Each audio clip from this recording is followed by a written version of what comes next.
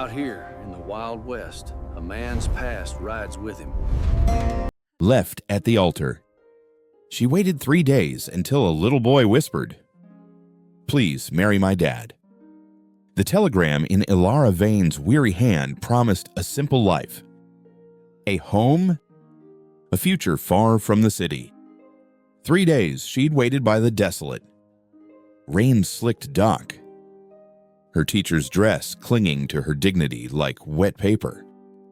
The man who'd offered marriage was a ghost, and her last penny was gone. Hope was not just dying, it had drowned. Then, a child's voice sliced through the fog. "My papa needs a lightkeeper. Will you be his wife instead?" Sometimes, the storm that shatters your ship is the one that pushes you toward a forgotten shore. Before we begin, take a moment to comment your city. Where are you watching from today? And when the story ends, don't forget to rate it from 0 to 10. Now, settle into a quiet place. Breathe deep. And let the whispers of the Wild West carry you into tonight's tale. The fog clung to the dock like wet lace, obscuring everything from view. Ilara gripped Juno's small hand tightly, walking across the rotting wooden planks that smelled strongly of salty kelp and fish oil. The entire world seemed to have receded, leaving her and the 8-year-old girl to advance into a territory that only existed in the novels she used to read. They did not travel by land, they traveled by the path of water and stone.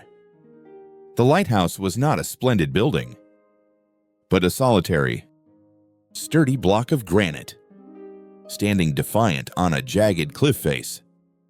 Hidden beneath it, behind wild pine bushes, was an old, decaying wooden cabin. That house held no laughter, no smell of baking bread. Only a cold silence, a feeling that everything inside had been frozen at some point in the past. Silas Thorne stood in the doorway, tall and rugged like the coastal landscape itself. He wore an old waxed canvas coat, the garment that had once been the symbol of his lost wife, now serving as the protective shell shielding him from the world. He did not greet Ilara with words, only with a slow, heavy nod, as if communication itself was a burden.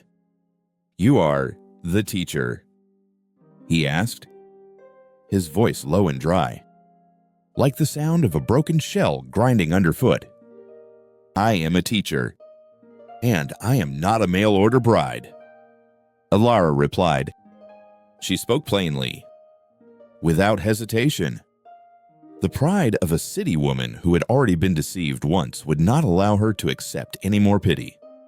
"I am a widow looking for work. The girl said I could stay to help with the household. I can do everything. Cooking, laundry, and I can teach Juno." Silas looked straight into Ilara's eyes. His gray eyes were deep and vacant like the ocean on a moonless night. He did not find the weakness or the fear he expected in a woman who had failed. Instead, he saw a small, stubborn flame, a flame he had lost long ago. "This is not a home.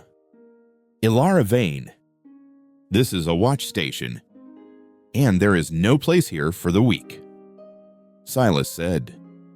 Juno, the 8-year-old girl, interrupted, her blue eyes shimmering like the surface of the sea. "Papa is lying. She is not weak. She can make breakfast, and she knows how to read."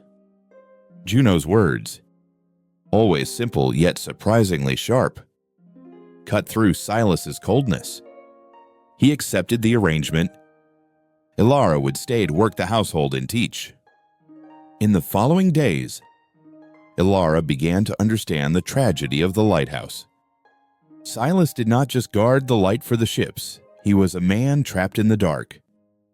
He spent most of his time at the top of the lighthouse, checking the lamp mechanism, or down on the dock, repairing old sailboats. He avoided the house. Silas did not sleep in the cabin, but slept on a folding cot near the dock, an admission that he would rather face the loneliness of the sea than the silence in the home that was once his sanctuary. Elara began her first war. The war against the disorder. The house was a jumble of old fishing nets, nautical books, and unopened letters. Silas lived in a world of postponement. He had never dealt with the paperwork after his wife's death, never organized the bills or the lighthouse charts. He had chosen to freeze everything so that the grief could not reach him. Elara realized that what Silas needed was not a wife to replace an old memory, but order so that he could continue living. One afternoon, while tidying the area near the fireplace, she found a small, locked wooden trunk. Elara knew that Silas Thorne's biggest secrets lay inside that trunk. But what she found next was even more alarming than any secret. It lay on the table, wedged under a pile of frayed ropes. The lighthouse coordinate map and an official letter from the land office, bearing the seal of Lucian Vance. Inside the cabin, everything was broken. But the numbers on that lighthouse map indicated that not only Silas's heart, but his home and his lighthouse were in genuine danger. Elara held the official letter from the land office, the signature of Lucian Vance, sharp as frost. The content was crystal clear. The lighthouse was not just a dwelling, but a licensed service station. Due to delays in submitting maintenance fees and providing quarterly coordinates for 2 years, the operating license was at risk of seizure. The deadline was the end of the month. If Silas did not settle the outstanding debts and organize the records, the lighthouse would be extinguished permanently. A chilling fear spread through Elara.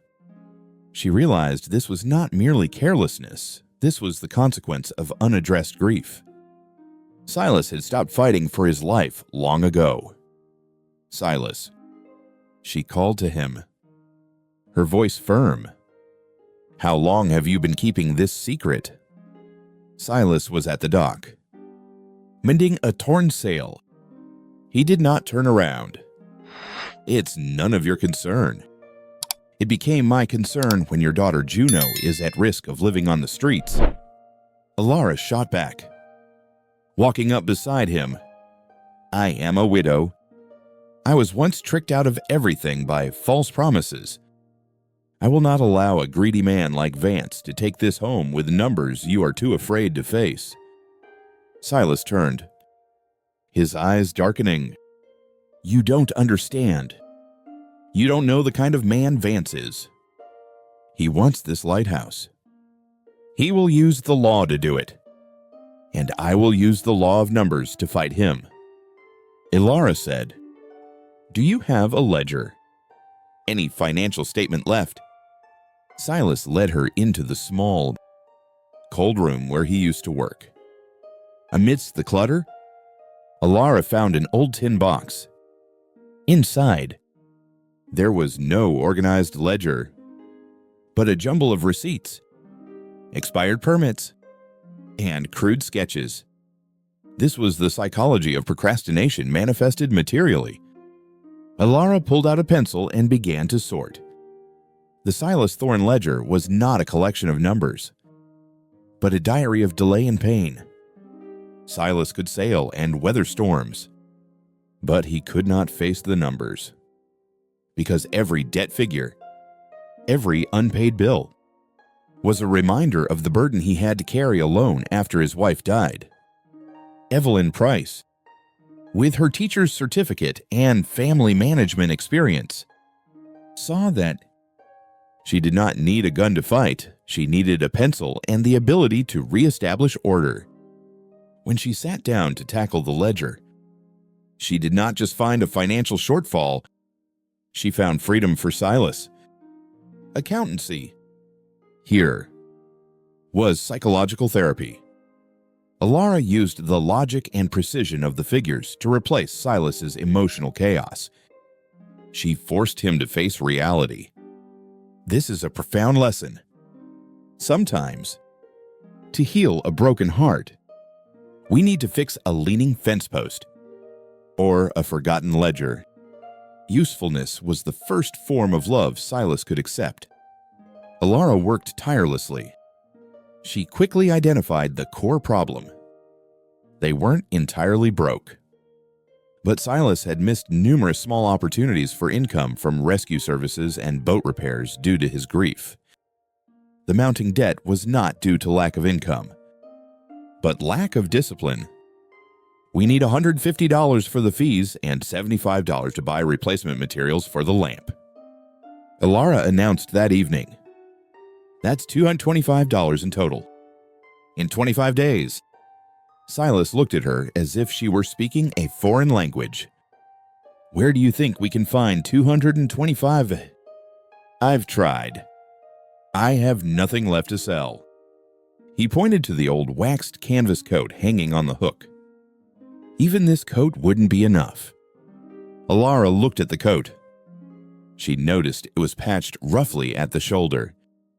But it smelled of the sea and pine oil, the scent of resilience.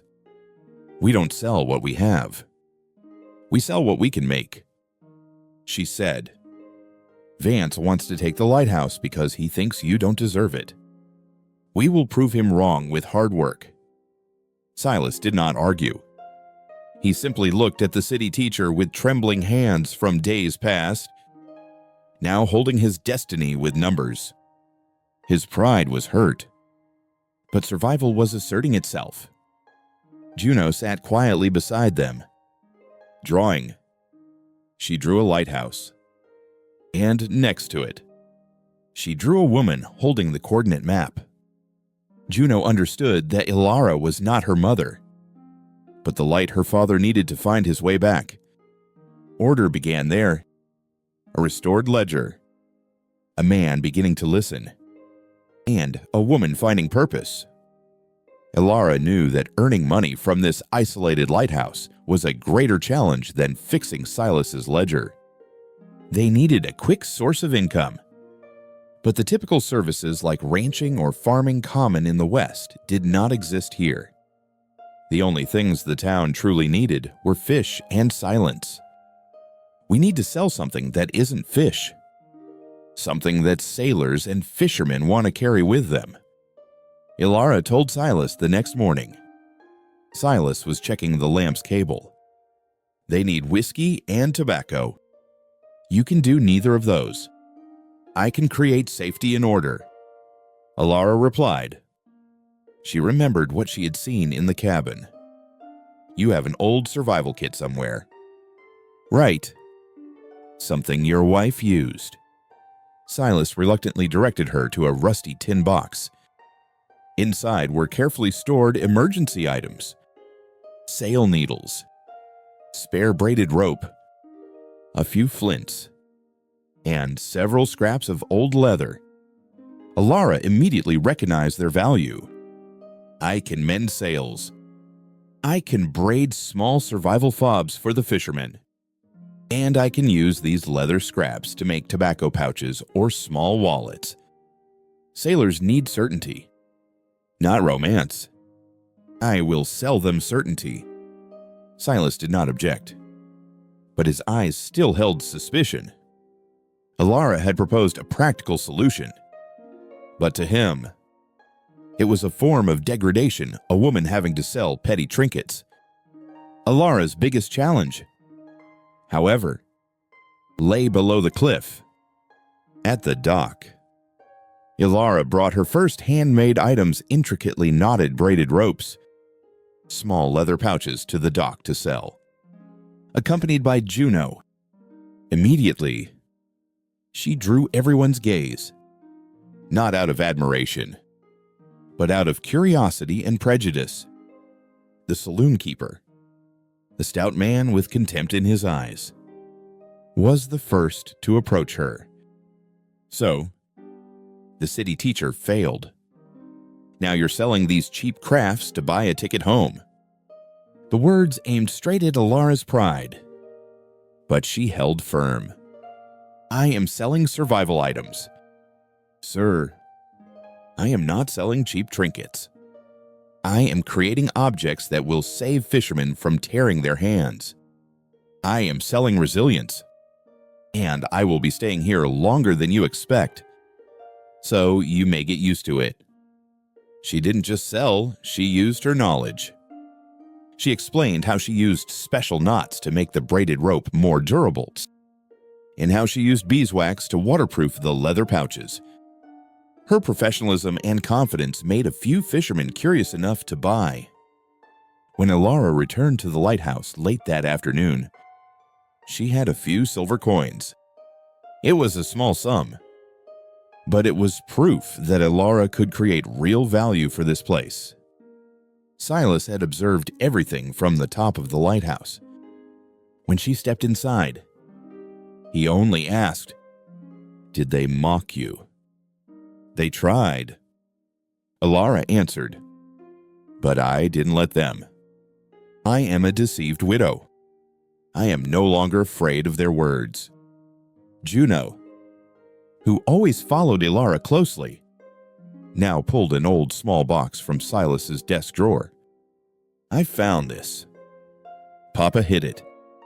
Inside was a piece of frayed leather cord, and attached to it was an old bullet casing pendant. It was simple, rough, but carefully polished. "What is this?" "Juno," Ilara asked. "This is what Papa wore when Mama died." Juno whispered. "Papa said this was his most precious thing. His promise to Mama. But he doesn't believe in promises anymore. Maybe you can keep it. Like collateral. To prove you won't leave us." Ilara understood that, for Juno, this bullet casing pendant represented Silas's lost faith. The little girl wanted Ilara to keep it as a vow. Ilara looked at Silas, who stood in the doorway, silent, but his storm-gray eyes were filled with tension and anticipation. "This is yours, Silas," Ilara said, placing the pendant in his hand. "I do not need collateral. If I stay, it is because of my choice, not because of a promise or an object." Silas silently looked at the casing, then at Ilara. For the first time, he did not avoid her gaze. He placed the bullet casing pendant on the table. Near the ledger, Ilara had rearranged. "Keep it," he said, his voice lower and softer than before. "Not as collateral. It is an acknowledgement that you have found something in this house that I had hidden away." Ilara knew she had won a small victory, a victory of trust and respect from both the father and the daughter. Her stubborn flame had begun to melt the ice encasing the lightkeeper's heart. Winter arrived early on the coastal frontier. The cold wind whistled through the cabin's cracks, carrying the brine-laced moisture and a bone-deep chill. One night, Juno woke up with a high fever and an unrelenting cough. Ilara was immediately there, with the experience of a woman who had to fend for herself in the city. She knew what to do. Find herbs. Apply cold compresses. Keep the girl warm. But when she called Silas, his reaction was entirely different and terrifying. Silas appeared, but he was not the resilient naval veteran who stood against storms. He was a paralyzed man, standing immobile in the doorway, his gray eyes wide and staring at his daughter.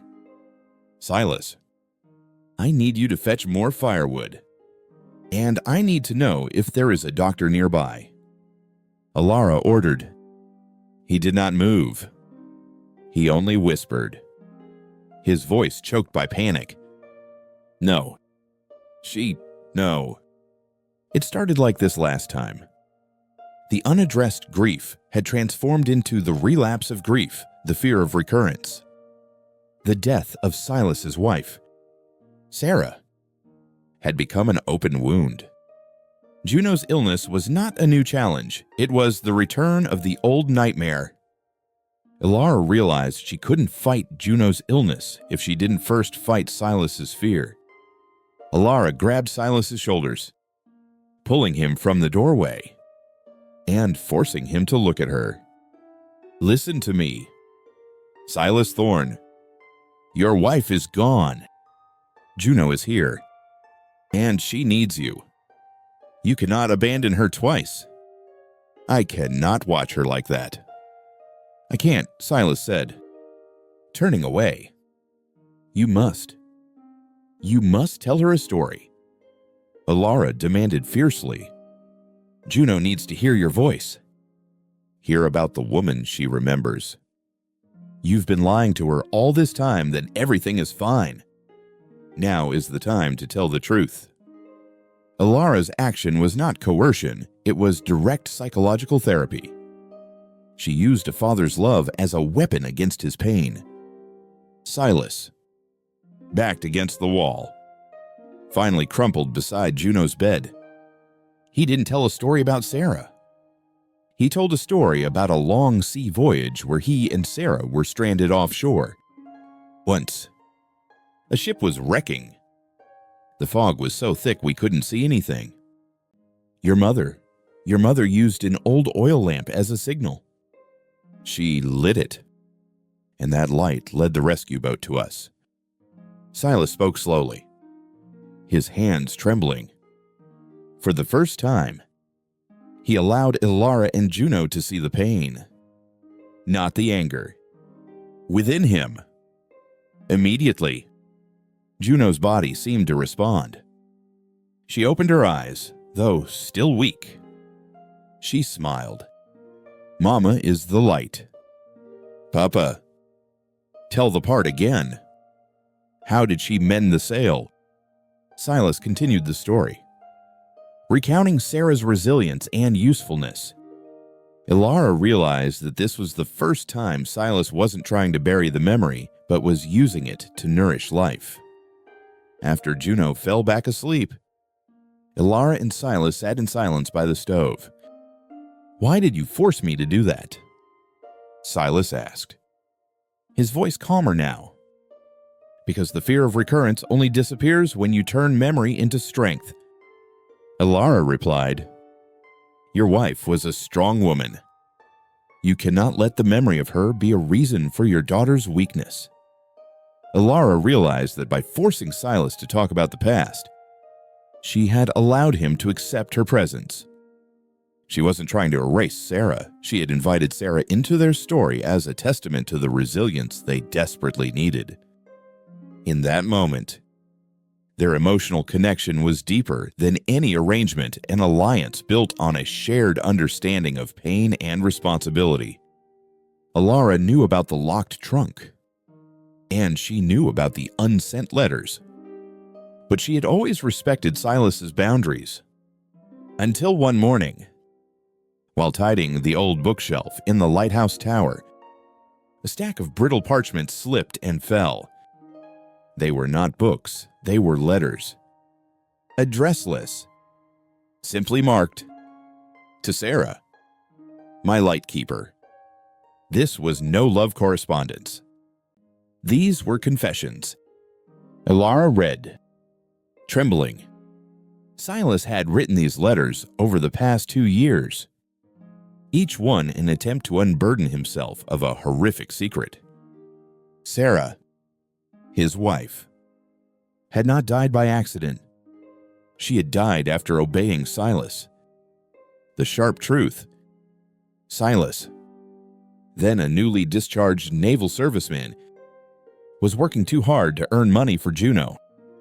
He had told Sarah to turn the lighthouse light off for just 30 minutes on a dense, foggy night to save oil, because they were too poor and he was too exhausted. He thought no ships would pass at that hour. But in that exact 30 minutes, a small vessel hit the rocks. Sarah, in her frantic attempt to switch the light back on, had slipped and fallen. Sarah's death was a combination of small carelessness and extreme poverty. Silas was not a murderer, but he lived believing that his exhaustion and single small decision had killed his wife. Ilara's tears fell onto the letters. She understood that Silas's pain was not tragedy, but guilt. That guilt had frozen his ability to love.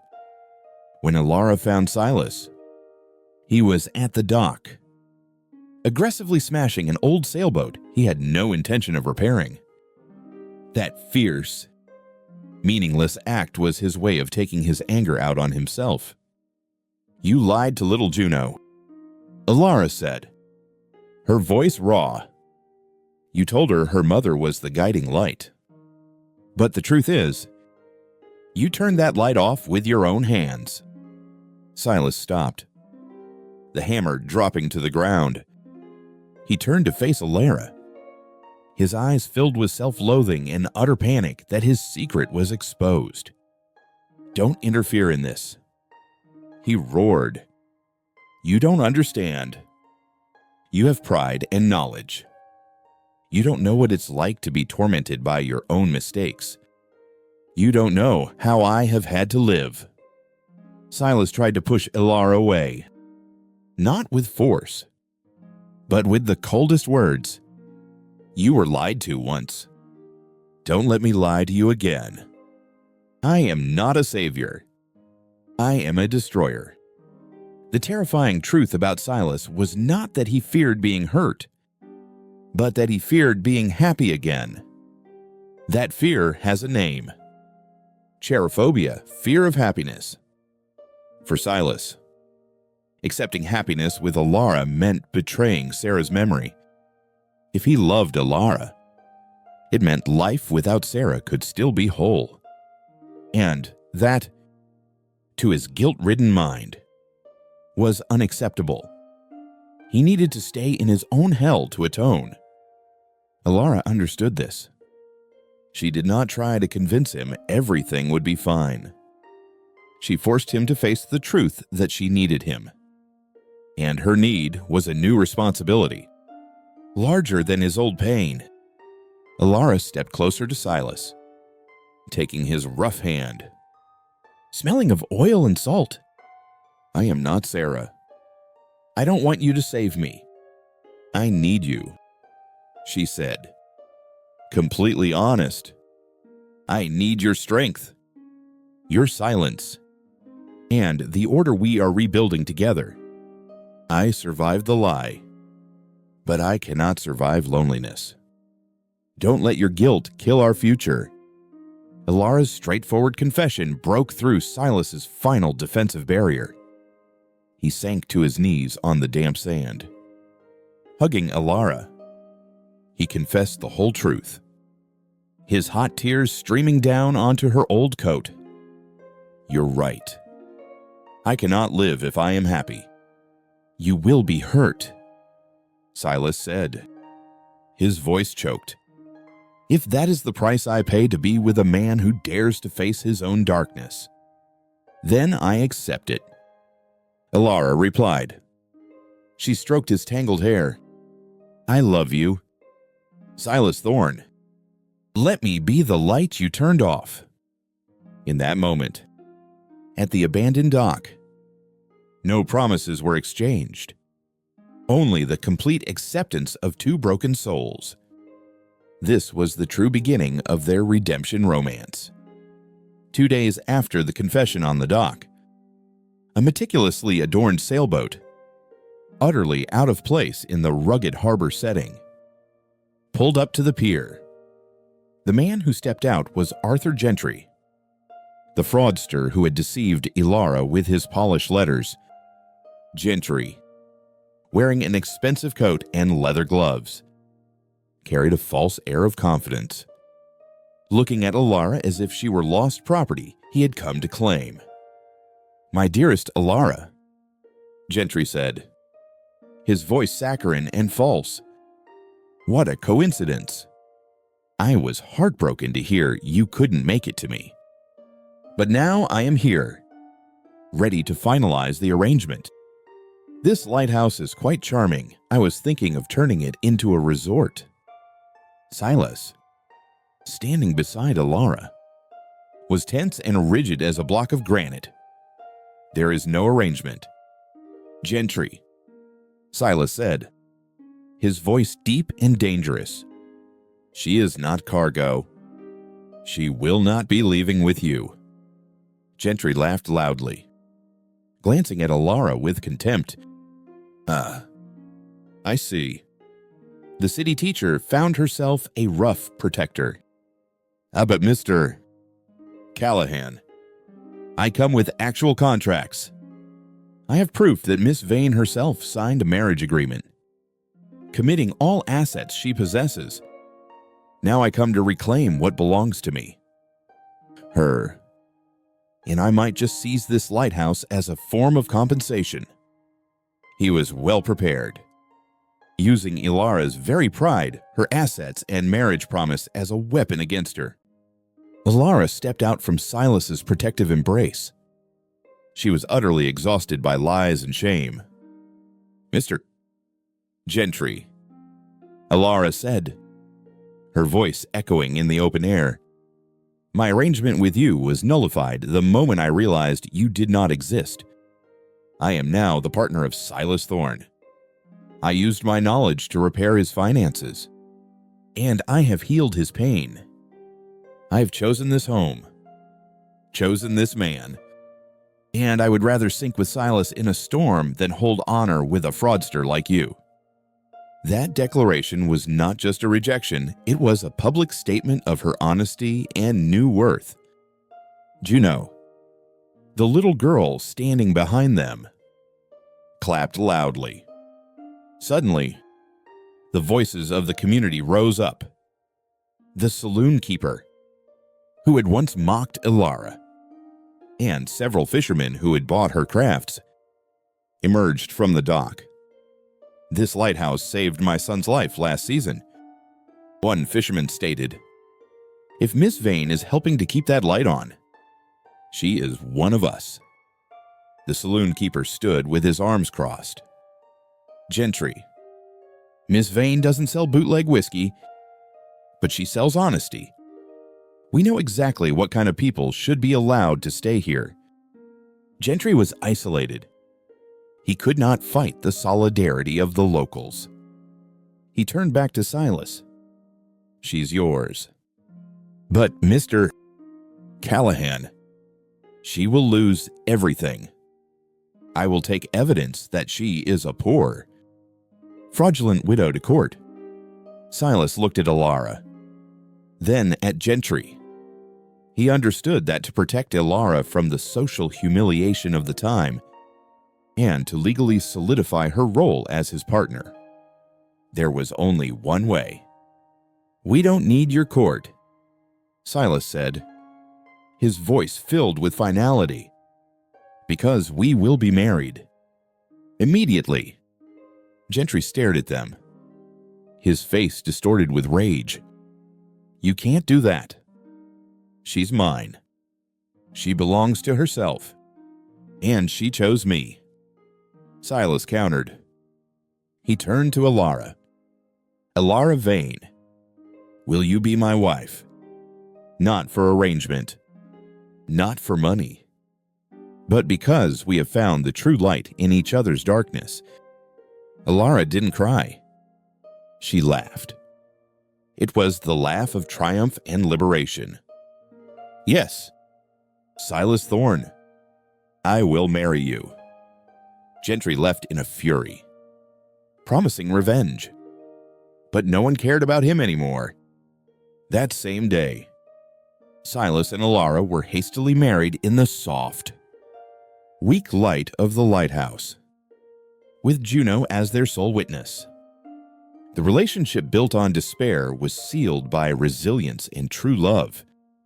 There was no romantic honeymoon for Silas and Ilara. They were married at sunset, just hours after their defiant declaration. The threat posed by Arthur Gentry and Lucian Vance was not an empty one.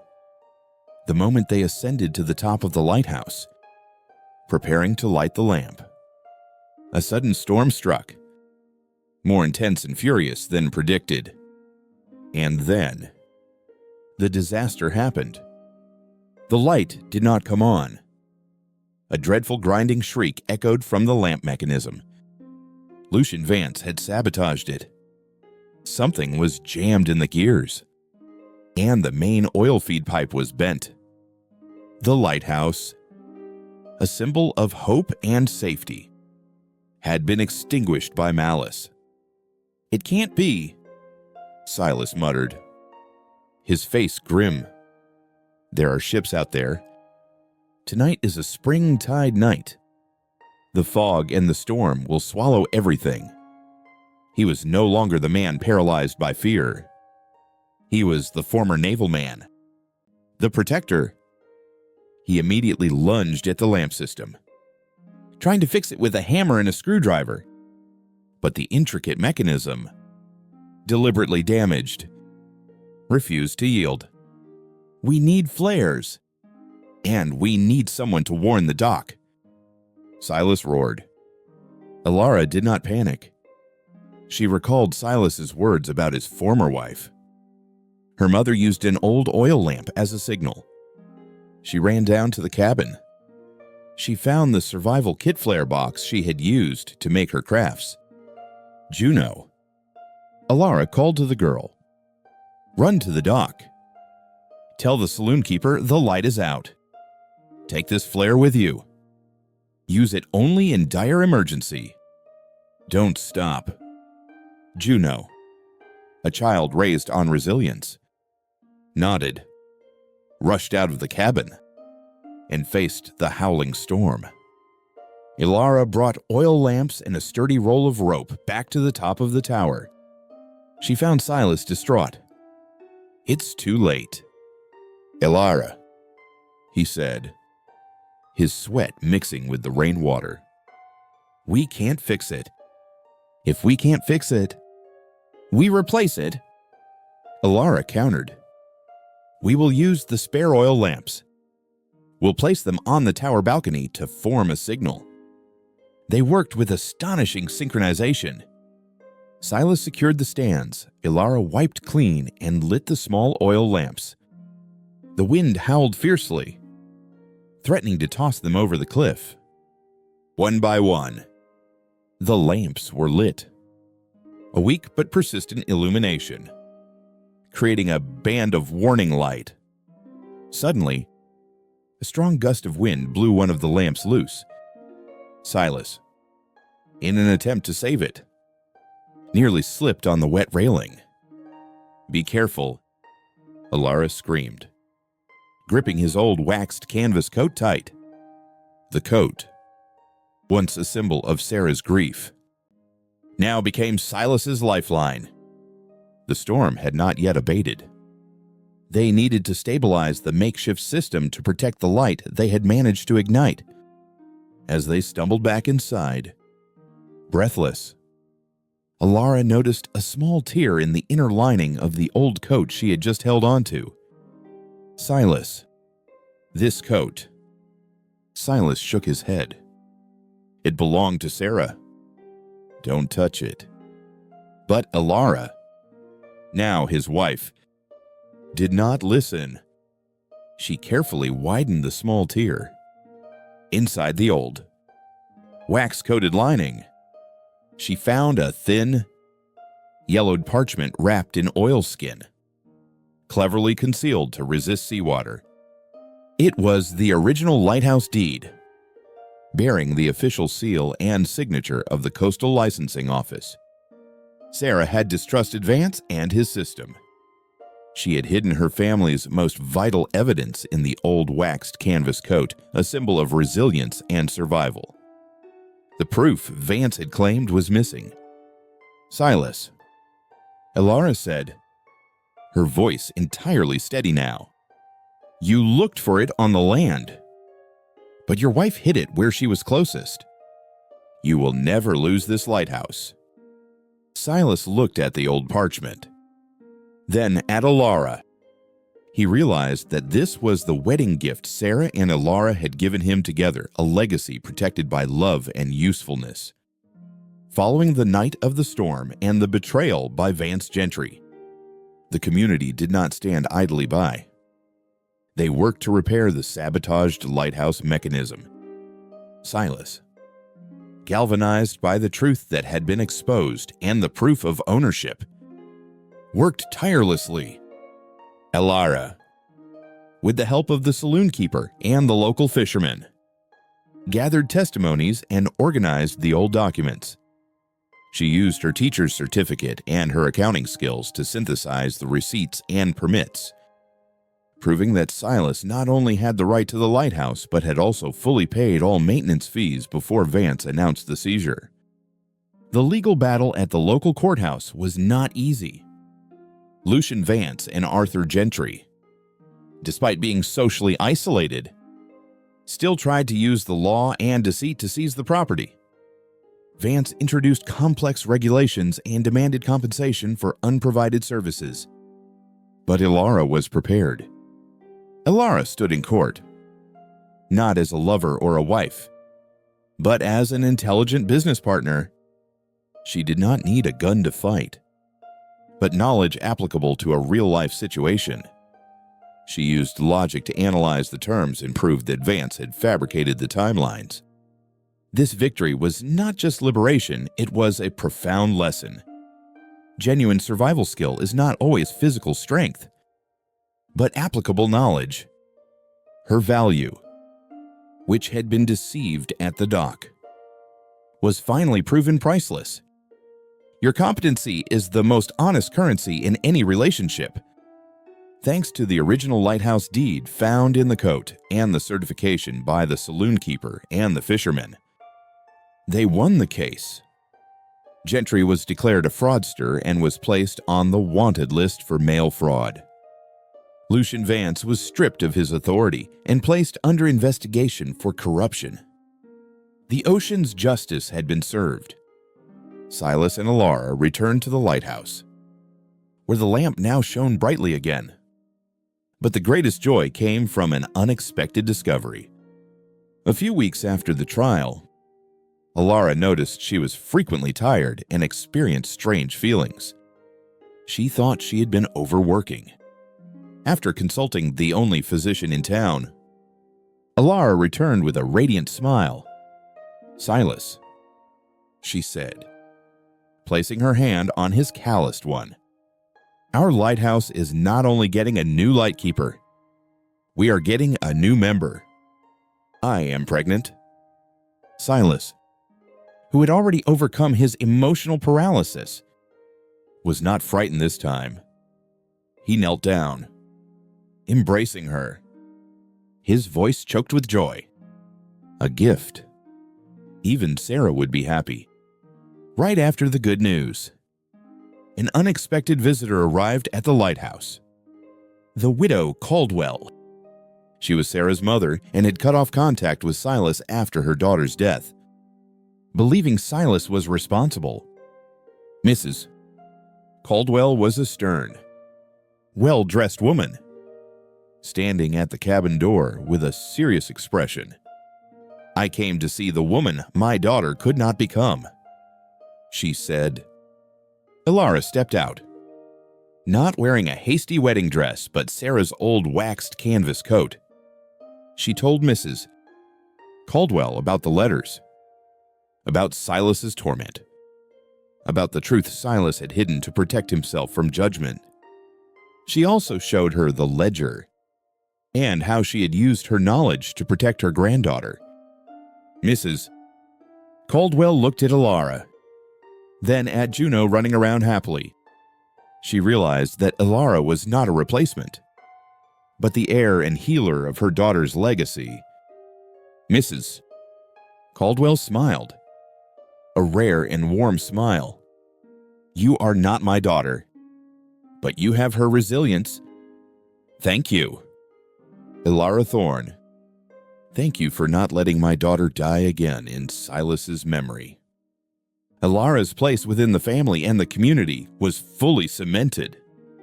The lighthouse, after enduring so many trials, had finally found peace. The cold winter was gradually giving way to the first bright rays of spring sun on the coastal frontier. Alara was expecting, and the presence of Mrs. Caldwell had brought order and warmth back to the cabin. But the most significant change was the end of Silas's silence. Silas, now, had found his words. One afternoon, as Alara sat mending the old waxed canvas coat, Silas came in. He said nothing, simply placing a fresh stack of handwritten papers beside her. They were not letters to Sarah, they were letters to Alara. Silas's pain was not tragedy, but guilt. That guilt had frozen his capacity to love. Many in society learn to endure to survive, but few call out the pain of being undervalued, of being made invisible. Alara taught Silas how to name his pain. It was exhaustion, not a lack of responsibility. This is a common but silent form of social injury, and naming it is the first step toward redemption. Alara opened the letter and read slowly. My dearest Alara, today, I watched you teaching Juno how to tie new rescue knots, and she laughed. That was Sarah's laugh. But the joy was Juno's. And, for the first time, the echo did not hurt me. You have taught me that moving forward does not mean forgetting, that new love does not dim the old, that a heart can be both broken and whole at the same time. I no longer write to Sarah. I talk to her sometimes, when I'm alone, but I don't need letters to nowhere when I have love right here. You are the truth that has brought better things than anything I ever imagined. Thank you for patiently waiting on that dock. Thank you for following Juno home. Thank you for choosing us when you could have chosen anywhere else. Your devoted husband, Silas. Alara set the letter down. Her tears no longer tears of sorrow, but tears of healing. You found your words, she said. You gave them back to me, Silas replied, his gaze full of tenderness. Just then, Juno ran into the cabin. Papa, Mama Alara, look, I found a new seagull nest. Mama Alara. The term, spoken naturally and gently. Juno had been practicing it for weeks, but now it was confirmed. Those are for the outside. Sweetheart, Silas said, but he was smiling. Everything good is for the outside. That's why we live here. Juno sat down between them. Tell me the story, the girl demanded. What story? Alara asked. The story of how you came to us. About waiting, searching, and choosing. Juno insisted. Silas took Alara's hand. You tell it. Alara, he said, and I will add the details you didn't see. They sat there, in their lighthouse, a family mended from loss and hope, recounting their own tale. Silas confessed that he had been afraid to hope again, afraid to lose again, just afraid. Not anymore, Alara said. Still afraid, he said, taking her hand, but brave enough to be afraid and choose love. They stood up, holding hands, and walked out onto the porch. Outside, their new lighthouse stood firmly, built on ash and the resilience of their community. Dawn always comes, Alara said. That is the promise. Silas kissed her forehead. Their lighthouse had become a symbol, not of perfection, but of perseverance, not of planning, but of the beautiful accident of 3 days waiting on a dock. The lighthouse cabin began to hold laughter. It was a new sound, fragile as glass, but powerful enough to scatter the silence that had reigned in the cabin for the past 2 years. Alara transformed the cold kitchen corner into a makeshift classroom. She used charcoal and a piece of wood to teach Juno formal subjects, from sentence structure to basic arithmetic. Juno, much like her father, seemed to possess an innate aversion to numbers. My eyes see the figures, but my mind only sees waves. Papa Alara. The girl complained, struggling with a simple addition problem. But Alara, with her experience as a teacher, knew how to redirect. Then let's use waves and boats to learn, she said. She began teaching Juno by using Silas's old coordinate map. Juno, a child raised by the sea, was excellent at reading charts and identifying different types of vessels based on their angle and distance. She could easily calculate the time a sailboat would reach the dock based on wind speed. Alara realized that knowledge was not limited to what was written in books. Little Juno was the perfect blend of the logic of the sea and the intellect of her late mother. While Juno learned about coordinates, Alara began a major overhaul of the cabin. She worked tirelessly, rearranging everything. Her goal was not to erase Sarah's presence, but to create functional order to ensure every item served its purpose without being piled up by grief. She reorganized the bookshelf, finding Sarah's old adventure novels and placing them beside Silas's naval technical books. She found Sarah's old waxed canvas coat, frayed at the shoulder. She washed it, using sail needles and spare cloth to mend it, carefully patching the tears roughly but securely. One afternoon, Alara tried the coat on. It was heavy, steeped in the scent of pine oil and salt, but it gave her a feeling of protection and belonging. Silas descended from the lighthouse tower, the smell of kerosene and storm wind still clinging to his hair. He stopped abruptly. Alara was standing by the stove, Sarah's old coat fitting perfectly over her shoulders. It was a moment of prolonged silence. His gray eyes could not leave her. In that moment, he saw both Sarah and Alara the lost and the reviving. This was the symbol of unspoken acceptance. Alara wasn't replacing Sarah, she was inheriting her legacy. However, Alara's reorganization was not always smooth. The problem arose when she decided to move the large lighthouse map from its dark corner, where it was obscured by shadows and dust, to a blank wall near the window, where the light was better. Silas entered the cabin and nearly flew into a rage. "What are you doing?" he growled, rushing toward the wall. "Don't touch it. That map must stay there. It has always been there."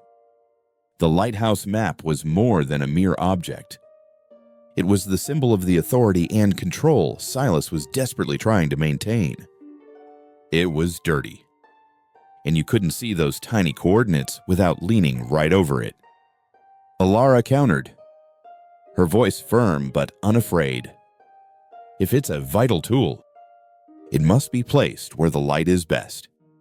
Silas stood, looking at the old wall, marked by the faint rectangular outline of the map, and the new wall, where the map was now hung neatly, clearly visible in the light. He realized that his resistance was not due to her mistake, but because he was terrified of change. "You are right," he finally conceded. They were the two hardest words he had ever spoken. It needs light. Like everything else here, he wasn't just talking about the map. He was talking about himself, about Juno, and about the house. By moving the map into the light, Alara had taught him the first lesson in acceptance. Function must take priority over pain. Silas subsequently spent almost an hour meticulously cleaning that window pane. A small, rough act of gratitude and surrender. The dock was not an easy place for outsiders. It was a maze of decaying planks, piled fishing nets, and cold stares.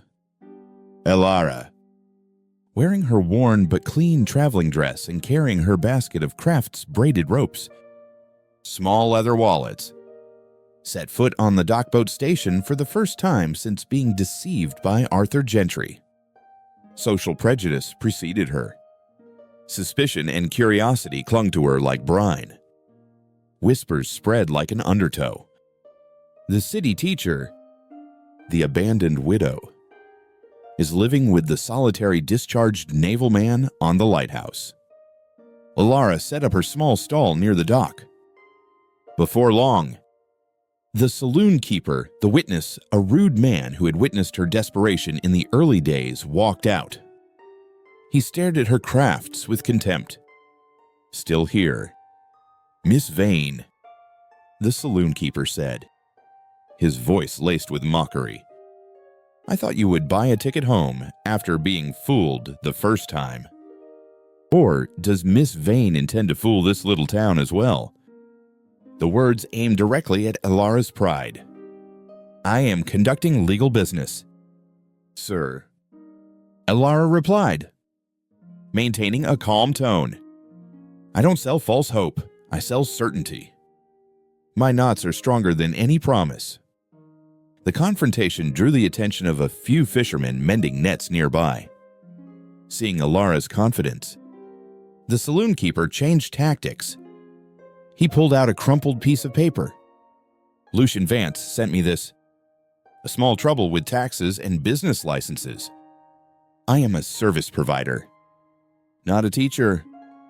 Elara immediately recognized it.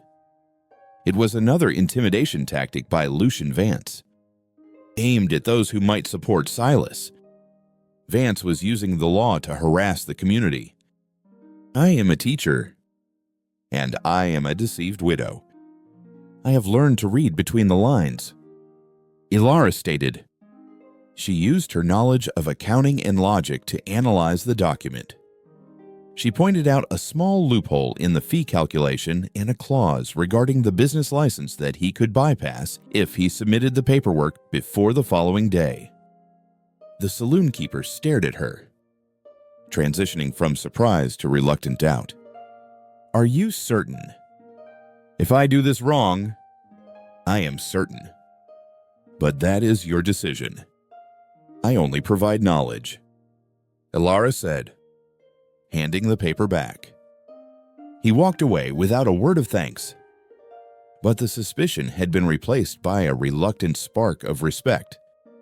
Elara had shown the town that she was not merely a beautiful woman who was fooled, but a useful solution. When Elara returned to the lighthouse coastal cabin that afternoon, she had earned a few silver coins from selling her crafts. More importantly, she had earned a measure of respect from the rough men on the dock. Silas was beneath the tower, repairing an old sailboat. I heard, Silas said, without looking up, about Vance and the saloon keeper's trouble. He will be fine. Vance just wanted to cause difficulty. Elara replied. He said you showed him how to loophole the regulations. Silas said. You used your knowledge to protect his honor. Elara felt a flush of warmth. I protect those who help us. I protect what is right. Silas lifted his head, his eyes gray and deep. You protected me, he said. He understood that Elara didn't just fix the ledger, she was repairing his relationship with the community. That night, Elara found a new oil lamp placed on Juno's study table. The lamp was carefully polished, perhaps a spare from the lighthouse, and it emitted a much brighter light than the old lamp she was using. Beside the lamp was a neatly folded piece of paper. Silas's handwriting was rough but clear. Good light. Thank you. No flowery language. No words of affection. Just a simple acknowledgement of Alara's usefulness. But it was a massive breakthrough. Silas had accepted her light. And for the first time, he expressed gratitude sincerely, if curtly. Alara felt warmer than any hearth could provide.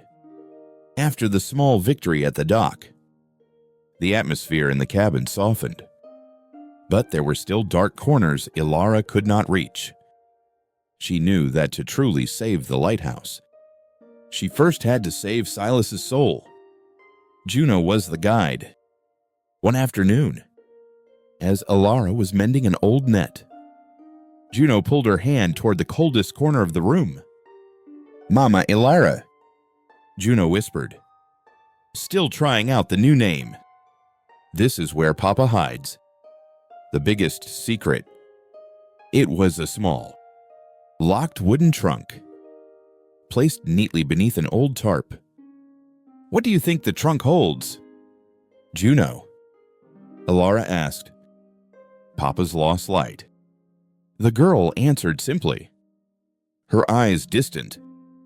"Papa put everything important in here when Mama died. If he opens it, maybe he'll smile again."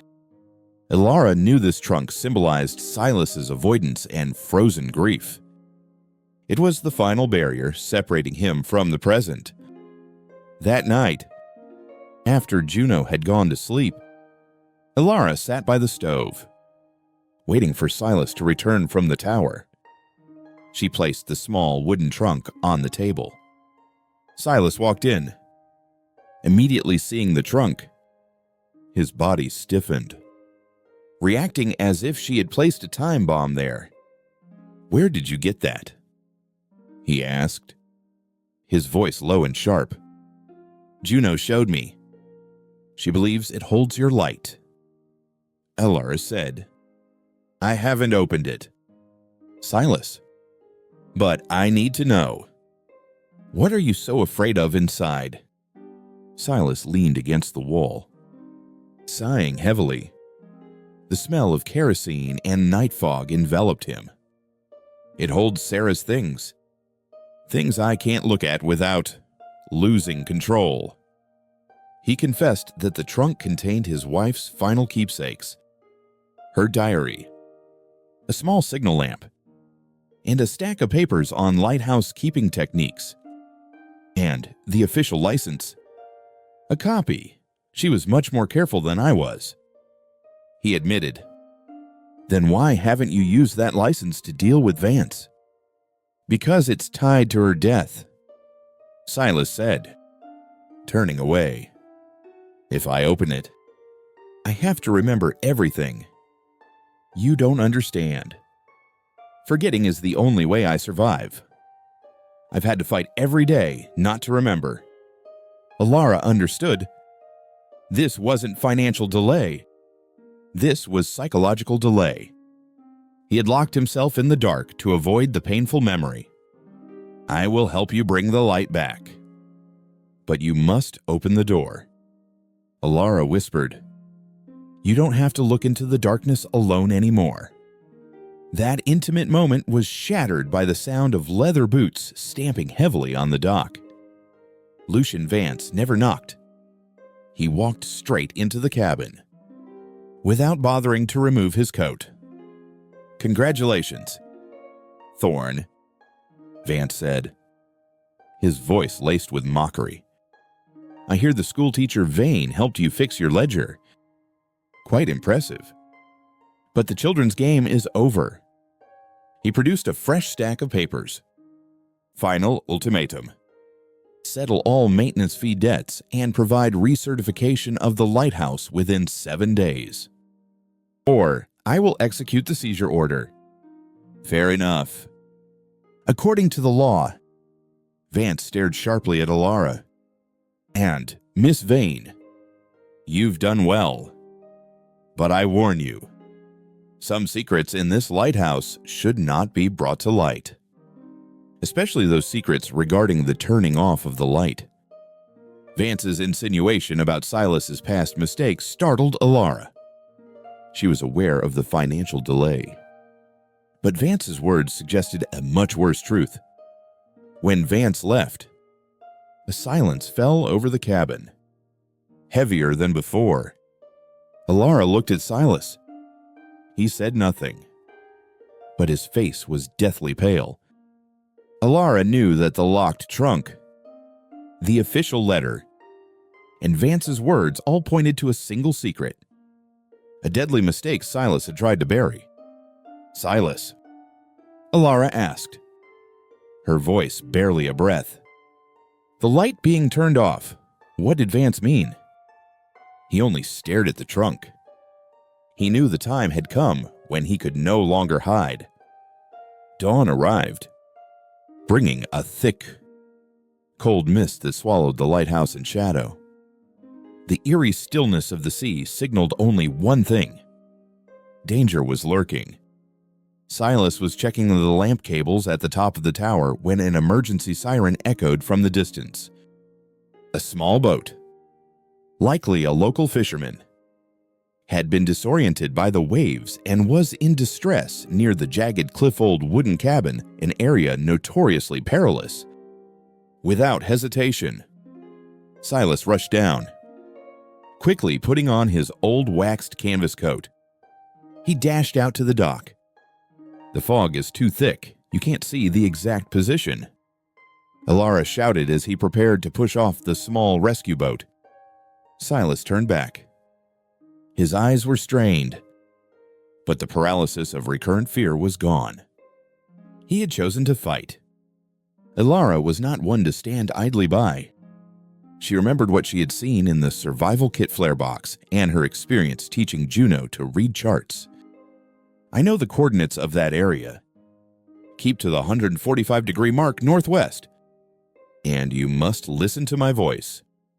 Silas launched the boat, which skimmed the water in the mist. Alara ran up to the lowest tower level, carrying the survival kit flare box. 140 degrees. Don't go too close to the cliff. Alara yelled, her voice echoing through the fog. She used a small signal lamp from the rescue kit, flashing it at a predetermined cycle to guide his direction. This was an astonishing synchronization. Silas relied on his hearing, his sea experience, and Alara's knowledge. Alara used logic, mathematics, and quick thinking to become his living navigation system. As Silas approached the dangerous area, the dreadful sound of a boat smashing onto the rocks rang out. The fisherman aboard was badly injured and sinking fast. Too close. "Silas, pull back 5 meters. I'm launching a flare so you can see the exact position of the trapped boat." Alara fired the flare into the sky. The bright red light tore through the mist, just for a split second, showing Silas the precise location of the sinking boat. Silas managed to pull the injured fisherman onto the rescue boat just in time and rowed back with all his might. They brought the fisherman back to the dock safely. But Silas had been struck by a splinter of wood in his arm during the struggle. Back in the cabin, Alara brought Silas to the kitchen area. She removed his old waxed canvas coat, carefully cleaning the wound with alcohol and bandaging it. Her soft hands contrasted sharply with his rough, calloused skin. The unintentional proximity created an intense romantic tension. Silas's breath was close, and Alara could feel his rapid heartbeat. "You are not afraid," Silas whispered, staring intently at her. "I saw you fear gentry, but you do not fear the sea, or real danger." "I fear lies," Alara replied, carefully tying the final knot. "I fear uselessness. I am not afraid of what must be fought." Silas realized that she had fought for him. Despite the risks, he saw that she was not just someone who warmed the cabin, but someone who could share the burden of life and death with him. Juno, who had bravely run to the dock to sound the alarm, sat quietly observing. When Alara finished bandaging Silas, Juno pulled her hand. Mama Alara. The girl called her by the affectionate name. How fast does the doctor have to work? Alara smiled. Just precisely. Not necessarily fast. To save a life, you need order. Alara began teaching Juno how to organize the medical supplies in the survival kit, how to arrange things neatly so they could be found instantly in the dark. Juno was proud of Mama Alara for lighting the way and saving her father. The girl understood that knowledge and order could be the difference between life and death. Their family relationship was cemented not just by understanding, but by courage and shared experience in the fierce waves. The small victory following the rescue brought Alara and Silas a brief respite. But even in those rare moments of peace, Silas's silence remained, heavy and incomprehensible. Alara sensed his pain, but her pride, which had once been trampled by Arthur Gentry, would not allow her to accept anything halfway. She had been deceived by a promise once. She would not be deceived by silence a second time. That night, Silas returned to the cabin after his final check of the lamp. He found Alara sitting at the table, not mending nets, but staring intently at the old bullet casing pendant. Alara looked up, her gaze direct and unyielding. She had decided not to wait for Silas to open up. I was deceived once. Silas, Alara began, her voice trembling with suppressed emotion. I came here for a lie, and I found a man who is lying to himself. You are an honorable, courageous man, but you hold your past as if it were a contagious disease. I do it to protect you, Silas replied, his voice low and dry. No, you do it to protect your pain. Alara countered. You are afraid that if you open up, and I leave, the pain will return and be greater than before. You are asking me to accept a life where I don't know the whole truth. Alara placed the bullet casing on the table. I cannot. I have accepted my worst truth. Now it is your turn. Sitting on that cold wooden chair, I made a promise to myself, never again to believe in hurried promises. Thomas Hartley sold me a story. Juno is now selling me a longing. But it is not a lie. It is naked desperation. Love does not come from polished letters, but from the resonance of two souls slowly dying of loneliness. I am not afraid of failing in love. I am afraid of failing to recognize true love when it does not wear the magnificent cloak I once expected. I followed the girl not because of a marriage promise, but because I needed a place to put my pride and usefulness. Alara's words struck Silas's core fear, the fear of being happy again. He understood that his silence was a lie that was hurting Alara. Silas stepped to the table and picked up the old bullet casing pendant. This was an object of immense personal value, a symbol of the devotion he had promised Sarah. And now it became a symbol of recommitment to Alara. You are right, he whispered, his voice softening.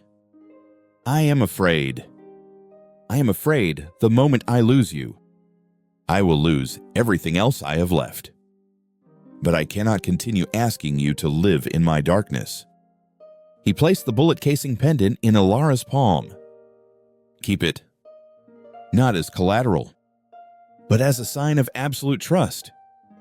He looked into her eyes. It holds a part of me, and I want you to keep it. I will not say anything until you are ready to listen. This was a surrender. Silas did not reveal the secret, but he gave her the key to unlock it. He accepted the risk of being abandoned by placing his faith in her. In that moment, the tension dissolved, replaced by a comfortable silence. Silas could not sleep. He went to the corner of the room, where he was trying to repair a damaged section of the lighthouse map. Elara followed. She did not say another word about the past, focusing only on the present. She used her skills to find the appropriate glue and guided him on how to piece the map fragments together precisely. They worked in silence. Silas's rough hands and Elara's soft hands together mended a map that had been torn by time and irresponsibility. This was love redefined, not by promises, but by the action of together restoring order from chaos. The mended map became a symbol of Silas's own heart still wounded, but securely patched by honesty. The days settled into a rhythm dictated by the tides, the lighthouse schedule, and Elara's quiet determination. The cabin, though still spare, no longer felt frozen. It now carried the scent of strong coffee, cleaned wood, and beeswax the smell of functional order. Elara's improvised classroom flourished. She continued her lessons, but now she wove the vastness of the ocean into every subject. The old world of Philadelphia had to be reimagined for the coastal frontier, making history lessons relevant and arithmetic practical. One afternoon, while calculating sail area, Juno looked up, her blue eyes bright with affection. Elara sensei. She called Elara, using the respectful Japanese term for teacher she had learned from an old, forgotten naval textbook. Elara smiled, touched by the unexpected title. Why, sensei? Juno. Because you don't just teach me numbers. The girl explained seriously. You teach me how to see them in the fog. You teach Papa how to look at the map when he's scared. Elara was narrating a story about the Great Fire of London, but she transformed the conflagration into the Great Fire of the Sea, where sailors battled not smoke and flames, but the chilling, destructive indifference of the ocean. Juno, initially skeptical, listened intently, recognizing the theme of survival and resilience. In a moment of simple curiosity, Juno found a large lizard sluggishly moving beneath a plank near the fire. Papa, a lizard. Is it dead? Silas, who was working nearby, glanced over. No, it's just cold. It's waiting. Like we all do when winter comes. It's conserving its light. Elara watched the quiet exchange. She realized that Silas saw himself in the lizard waiting out the coldness of his grief. The real shift, however, was marked by a domestic ritual. For weeks, Silas had taken his morning coffee standing near the doorway, ready to bolt to the tower or the dock, a symbolic refusal to fully inhabit the house and risk commitment. But one morning, Elara simply placed his steaming mug, black and thick as tar, directly onto the kitchen table beside Juno's lesson slate. Without a word, Silas walked over, picked up the mug, and instead of walking away, he sat down. The simple act was monumental. It was the acceptance of the chair, the acknowledgement that he was not just a sentinel passing through, but a resident willing to anchor himself, even if momentarily, to the domestic center of the home. He began taking his coffee there daily, talking in low, rough tones about the tide forecasts and the kerosene stores. While Elara planned the lessons, Silas unexpectedly caught sight of Elara laughing loudly at a joke Juno made about the grumpy saloon keeper. The sound was unrestrained, full-throated. He froze, his hand halfway to the mug. He realized that the quiet, sad woman who arrived weeks ago was gone. Ilara had brought a vitality back to the house that he had forgotten existed. The newfound peace was tested by a minor external conflict involving the community. A local fisherman, Mr. Brody, refused to accept Silas's official lighthouse coordinate map when it came to a dispute over lucrative fishing grounds near the reef. Brody insisted his own, older, more traditional markers were superior, leading to tension that threatened to spill over into a fight at the dock. Silas was ready to confront Brody with brute force. He is wrong, and he's damaging the nets. I will go down there and settle it with a rope, he growled. Ilara intervened, remembering her previous success with the saloon keeper. No, we settle it with logic and the law, she said.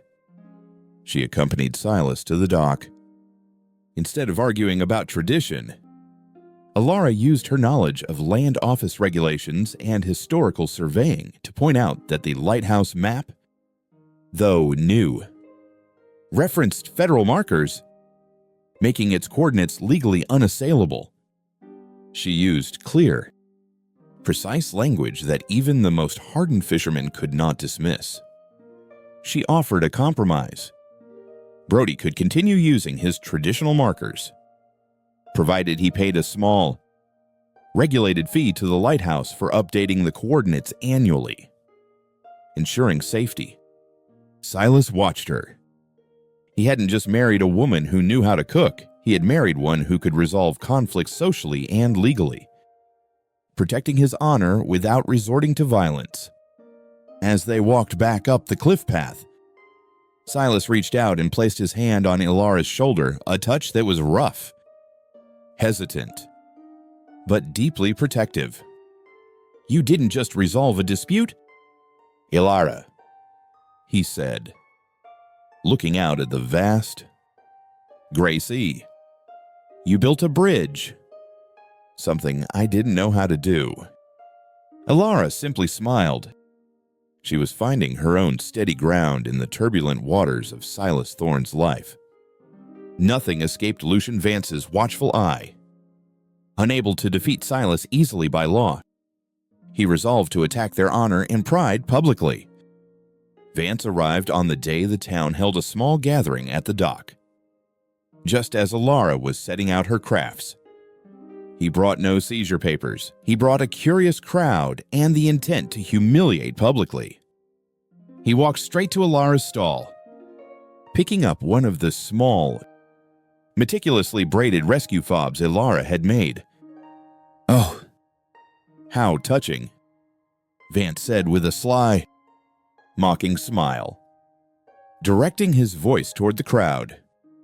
Our lighthouse keeper and his failed bride are forced to sell these trinkets to pay off debt. The city teacher braiding rope just to keep the light from going out. What a beautiful picture of destitution. He openly mocked Ilara's craftsmanship used to pay the debt, calling it a cheap trick and an act of desperation. But this time, the response was not whispered. Though Ilara felt a flush of heat from the humiliation, she held her ground. She didn't need to answer. Suddenly, a rough voice rang out. It was the saloon keeper, the man Ilara had helped with his tax trouble, who stepped out of the crowd. Vance, the saloon keeper said, his voice deep and decisive. Miss Vane doesn't sell trinkets. She sells useful things. Her knots are stronger than any word of yours. And she helped me out of the tax trouble you created. Another fisherman, the one Silas had rescued, stepped forward, placing a large silver coin on Ilara's stall. I'm buying this leather pouch. It keeps my tobacco drier than anything I've ever owned. This isn't destitution, Vance. This is fair dealing. The community began to speak up. They weren't defending Silas, they were defending Ilara and the value she brought. They realized that her resilience and knowledge were the true light the town needed. Ilara had not only saved Silas, she had saved a piece of their collective honor from Vance's greed. Silas stood on the edge of the crowd, his fists clenched. He had been prepared to confront Vance with violence. But he was stunned by the community's intervention. He realized that Ilara had created a social shield for them, something he could never have built himself. When Vance was overwhelmed by the unity of the locals and forced to retreat, Ilara and Silas faced each other. Ilara was still trembling slightly from her suppressed rage. Silas walked over to her. He did not utter a single word about Vance being wrong. He didn't say, "Thank you." He simply reached out and gripped her hand tightly in front of everyone. The action spoke everything. Public. He acknowledged their relationship before the community. Protective. He showed her she was not alone. Respectful. He respected her for protecting their honor with intelligence rather than force. Ilara felt the strength of his rough hand, his warmth. It was the moment she understood that Silas had accepted her not just as the one who warmed the cabin, but as his partner in battle. His hand was a promise more sincere and resilient than any wedding ring. They stood there, holding hands, under the respectful gaze of the community and the seething hatred of Lucian Vance. Their lighthouse was protected, not by its light, but by the unity of the deceived. After the standoff with Vance, Silas and Ilara reached a state of fragile calm. Ilara, sensing Silas had made great strides in accepting her, decided to create a safe space for Silas to finally shed his ultimate burden. She organized a small dinner in the cabin. There were only 3 people: Silas, Juno, and herself. The meal was not a lavish feast, but a carefully prepared dinner. Fresh fish Ilara bought from the saloon keeper and a sweet cake Juno had helped bake. The atmosphere initially held a certain tension. Silas was still taciturn, but he sat at the table naturally. Ilara gently steered the conversation toward the sea and voyages. "Papa, tell us a sea story," Juno requested. "The one about the biggest ship you ever saw." Silas hesitated. His usual stories centered around Sarah, or the grim tales of war. He had forgotten how to tell light-hearted stories. Ilara gently placed her hand on his. "Not about Sarah. Not about the war. Just about a trip you forgot. A trip that brought you joy. Before any burdens." Silas closed his eyes. He took a deep breath. And then, for the first time in years, he began to tell a long story. It was a tale of his early days as a naval seaman, a journey to the southern seas where he saw the largest blue whales in waves so high they seemed to touch the clouds. He described the color of the ocean, the sound of the wind tearing through the sails, the elation of seeing land after weeks adrift. As Silas spoke, his voice grew warmer and more alive. He spoke of an event he had completely forgotten, a moment of freedom and simple joy untainted by guilt. Ilara looked at Juno, who was listening intently, and then at Silas. She realized he was gradually shedding his pain. He was recalling the man he was before the tragedy. When the story ended, silence filled the cabin. But it was an entirely different kind of silence. The silence of release. Silas placed his hand on the table. He stared intently at the sweet cake Juno had made. I no longer see her being killed bit by bit in my memories. "Ilara," Silas said, his voice low but clear. He echoed the very words he had once written in his letters. I was afraid that if I were happy, I would forget her.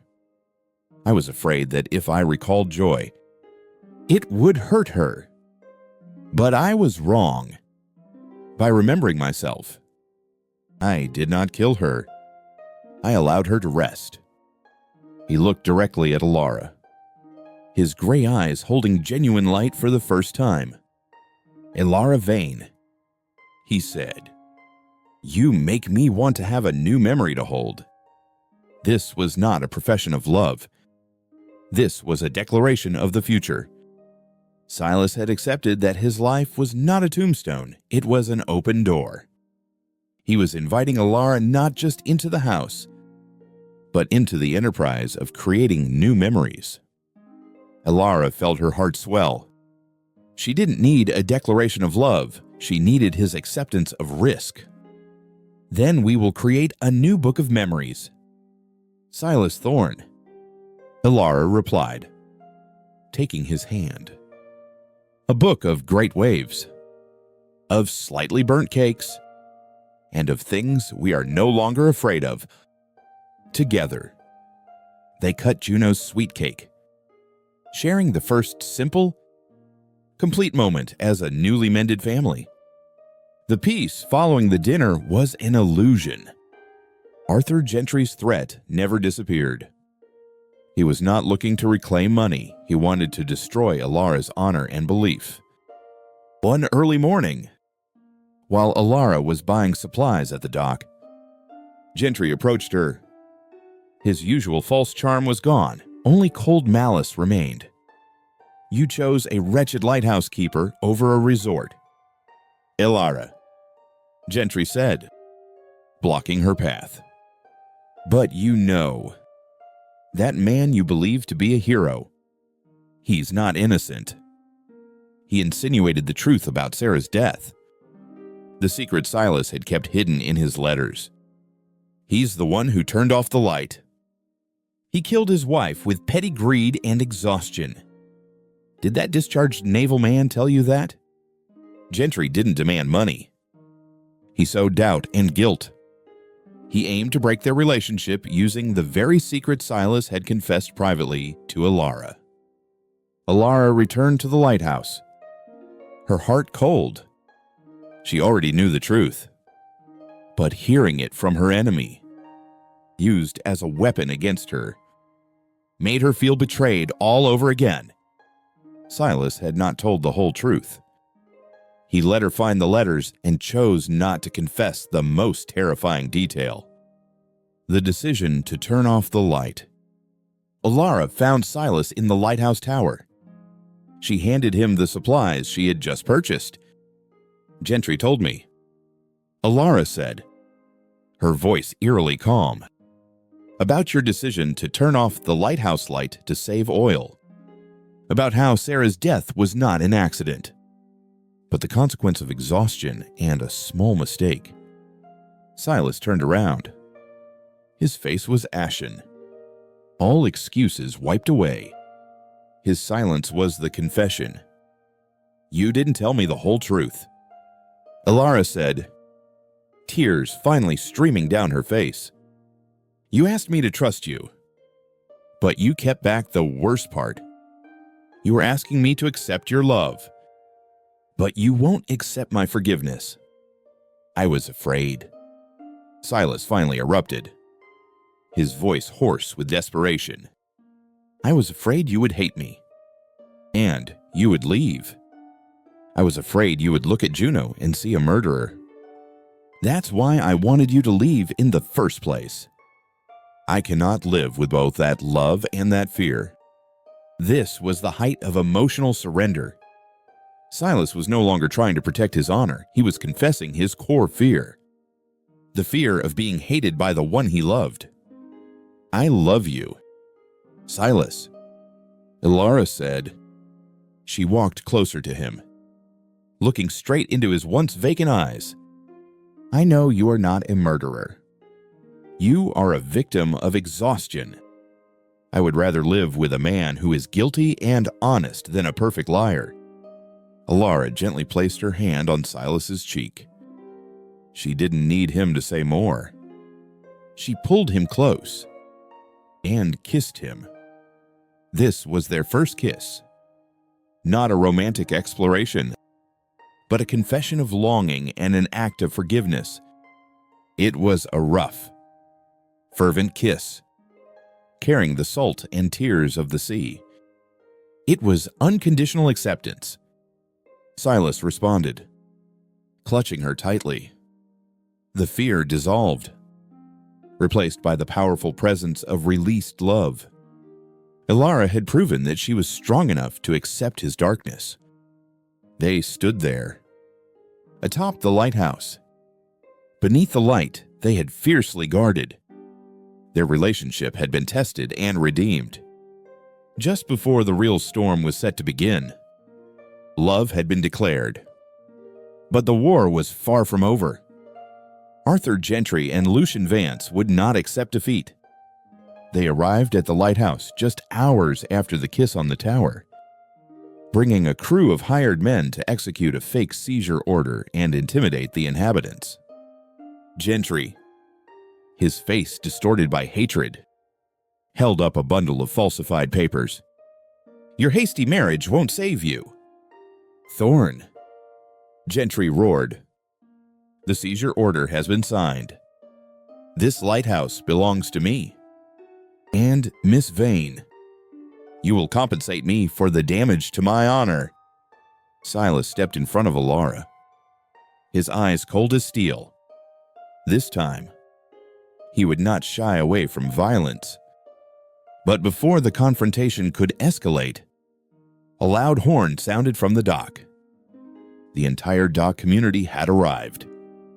The saloon keeper, the fishermen, and even the townsfolk who had initially doubted Alara were all gathered. "Vance, there is no valid seizure order here," the saloon keeper shouted, holding a stack of papers.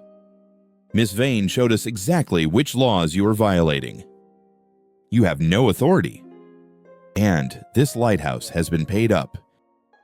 The community formed a protective circle around Silas and Alara. They used more than just words. They were fishermen, men who had battled the sea and storms, and they knew how to stand their ground. Gentry and Vance were completely overwhelmed. They saw Ilara's evidence, the organized records, and they saw the unity of the people they had scorned. They were forced to retreat. But Vance swore revenge. After the hostile party withdrew, a profound silence fell. Silas turned to Alara. "We won," he said, his voice deep and emotional. "We won, but we are still not legally married." Alara replied, smiling. Silas knew it was time to do the right thing. Not out of pressure, but out of love. He knelt down on one knee on the damp sand, in front of the entire community. "Alara Vane," he said, looking straight into her eyes, "I once thought I was a destroyer, but you showed me I am a keeper of the light. I am proposing to you, not to protect the lighthouse, but to protect our truth and our love. Will you be my wife?" Alara nodded, tears of joy welling up. Silas placed the old bullet casing pendant around her neck, a symbol of honesty and devoted commitment released from its guilt. They were hastily married that very day, with the saloon keeper and the fishermen serving as witnesses. But Gentry and Vance did not leave empty-handed. In their fury, they committed one final, vicious act of revenge. They removed critical guidance buoys near the treacherous cliff face. They couldn't extinguish the lighthouse light, but they could sabotage the safety of the sailors. The predicted storm was approaching fast. Silas and Alara had just lit the lighthouse with joy, unaware that the true danger still lurked offshore, waiting for the ultimate final test. The storm had passed. The fury of nature and the greed of men could not defeat unity and love. Thanks to the community's solidarity and the carefully hidden proof of ownership, Silas and Alara won the case against Vance and Gentry. Justice had been served on the coastal frontier. Weeks later, the lighthouse was fully repaired, shining brighter than ever. The final completion of their family came from an unexpected visitor. The widow Caldwell, Sarah's mother. Mrs. Caldwell, a woman with an authoritative and severe demeanor, had cut off communication with Silas, believing him responsible for her daughter's death. Now, she stood before them, her eyes studying Alara with appraisal. "I have heard everything," Mrs. Caldwell said, her voice cool. "About the deceit, about the resilience, and about the old waxed canvas coat." Alara did not back down. She showed Mrs. Caldwell the letters and the organized ledger. She spoke of Silas's suffering and how she did not try to erase Sarah, but inherited her legacy and healed the pain. Mrs. Caldwell looked at Alara, then at Juno playing happily. She realized that Ilara's resilience and knowledge were the living embodiment of what Sarah had always wanted to be. Mrs. Caldwell smiled, a rare and warm smile, tears tracing down her face. "You are not my daughter," Mrs. Caldwell said. "You are the keeper." "Thank you, Alara Thorne. Thank you for not letting my daughter die again in Silas's memory." Mrs. Caldwell stayed, bringing with her an education and the warmth of a mother. She had fully accepted Alara. Everything became complete when Alara announced her good news. "Silas," Alara said, taking his hand, "our lighthouse will soon have a new lightkeeper. We are expecting a baby."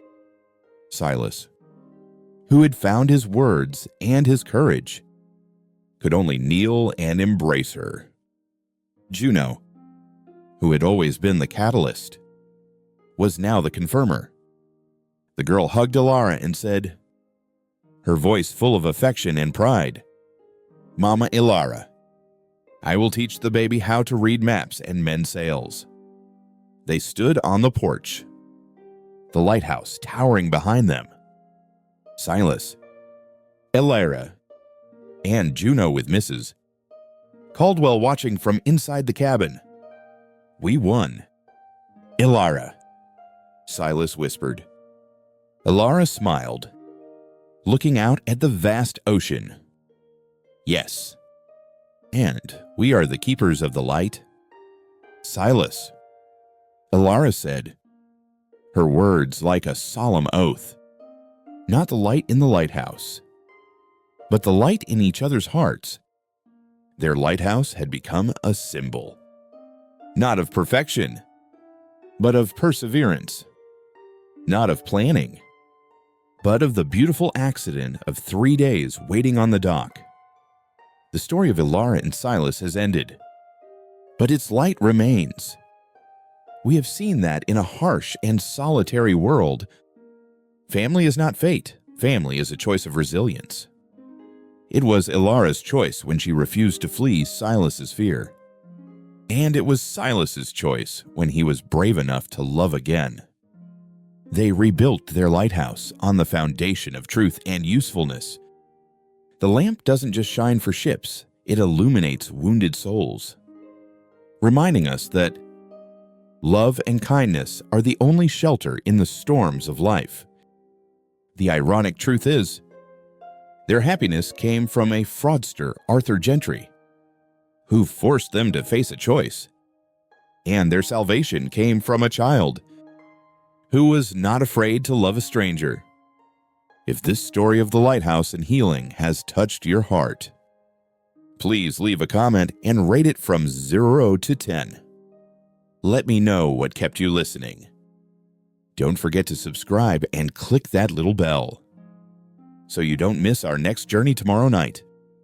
And if you need more warmth before you sleep, click here to listen to the next Wild West story. Now, close your eyes.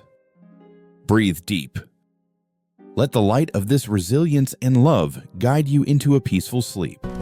He found peace, not by forgetting his past, but by forgiving